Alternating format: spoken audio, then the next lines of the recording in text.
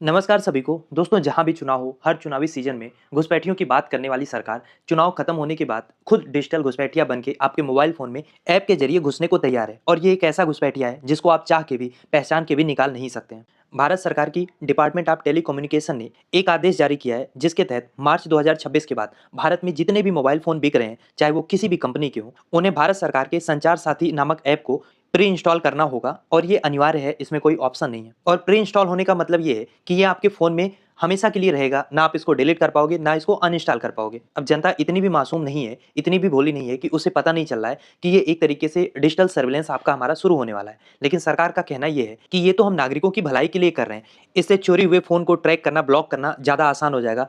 इसके अलावा नकली आईएमईआई नंबर या जो पुराने हैंडसेट यूज़ होते हैं मोबाइल के, उस पे भी रोकथाम करने में इस ऐप से मदद मिलेगी। इसके अलावा जो अनवांटेड कॉल होती है, डिजिटल चीटिंग होती है, फ्रॉड होता है, उसकी रिपोर्टिंग करने में भी आसानी होगी। यानी सरकार का पर्सपेक्टिव ये है कि जब हमारी डिजिटल इकोनॉमी इतनी बड़ी हो रही है, तो फिर सिक्योरिटी मैकेनिज्म को भी मजबूत होना चाहिए। पर हकीकत क्या है? हकीकत तो ये है कि ये बिग ब्रदर वाचिंग का शुरुआत है। कांग्रेस ने इसका विरोध किया है, चाहे वो कांग्रेस के महासचिव केसी वेणुगोपाल हों या फिर शिवसेना सांसद प्रियंका चतुर्वेदी। हर कोई इसको मूवमेंट ऑफ ग्रेट सर्विलेंस बता रहा है। क्योंकि चोरी या फ्रॉड रोकने के लिए सीईआईआर यानी कि सेंट्रल इक्विपमेंट आइडेंटिटी रजिस्टर और केवाईएम जैसे यानी नोन योर मोबाइल जैसी जो प्रणालियां हैं, वो ऑलरेडी मौजूद हैं। इसको रोबस्ट करना, इसको मजबूत और इफेक्टिव बनाने की बजाय सरकार इसको एक एक्सक्यूज की तरह यूज कर रही है सर्विलेंस सिस्टम लगाने के लिए। भारत का संविधान आर्टिकल 21 साफ साफ कहता है कि हमें हर सिटीजन को right to life and personal liberty है। लेकिन जब कोई आपके फोन को जब चाहे एक्सेस कर सकता है, आपके डेटा को स्टोर कर सकता है, तो फिर काहे की लिबर्टी बचती है? ये नॉर्थ कोरिया और चाइना का मॉडल है। दुनिया के किसी भी डेमोक्रेटिक देश में आपको इस तरीके का डेटा ब्रीच देखने को नहीं मिलेगा,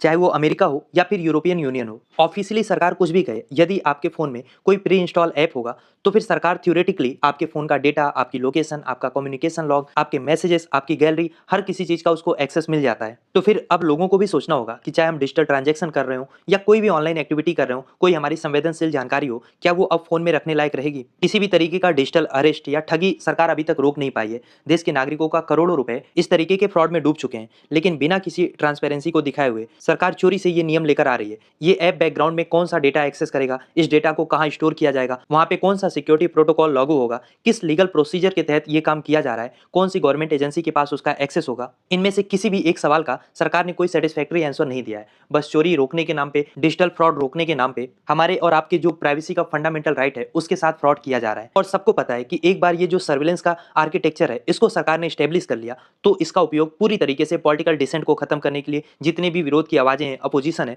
उसको दबाने के लिए किया जाएगा। नियत क्या है सरकार की, ये सबको पता है, पर इसका सॉल्यूशन क्या है, लिखिए आप इसको कमेंट बॉक्स में। और इस टॉपिक का कंप्लीट वीडियो आप डायरेक्टली चैनल पे भी जाके देख सकते हैं।